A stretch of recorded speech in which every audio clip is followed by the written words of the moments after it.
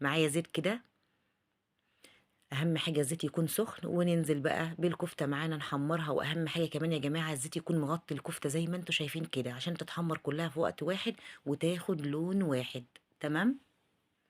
حمري بقى الكفته بتاعتك، مستحيل تشقق منك، مستحيل يا جماعه انك تلاقي فيها اي تشققات. وانتوا هتشوفوا دلوقتي وانا بطلعها من الزيت حاجه كده اللهم بارك، تحفه جدا. نحمر بقى الكفته زي ما انتوا شايفين كده معايا.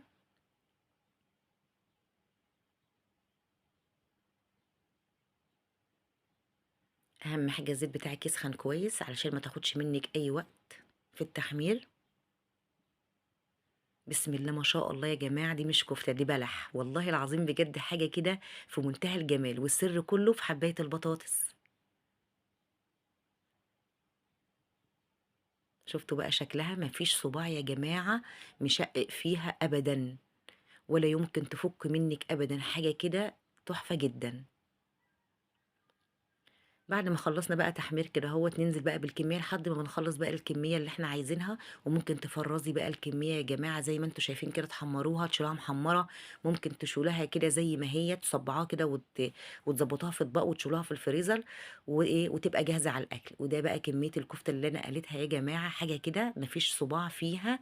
بصوا مفرقع منها كل وهشه كده وجميله جدا زي ما انتوا شايفين كده. تعالوا بقى نشوف بقى الصلصه بتاعت الكفته معايا. انا عايزاها بقى تنشف كده وتبقى ما فيهاش نقطة اي مية خالص. نبتدي بقى ننزل بكمية مية سخنة، في الوقت ده ممكن تضيفي مية او لو عندك شوربة لحمة. تمام، هتخليها لك احلى واحلى كمان. ننزل بكمية مية بقى، نخفف الصلصة كده علشان اول ما ننزل بالكفتة تلاقي كده ايه السوائل اللي تستوي فيها وتشرب منها كده وتبقبق معانا وتدينا الصوص الحلو اللي انتوا بتبقوا عارفينه بتاع الكفتة بتاعتنا دي. نظبط بس الملح بتاعنا كده، وننزل بقى بكمية الكفتة ونقول لها عيشي مع نفسك واستوي وبكبكي براحتك خالص.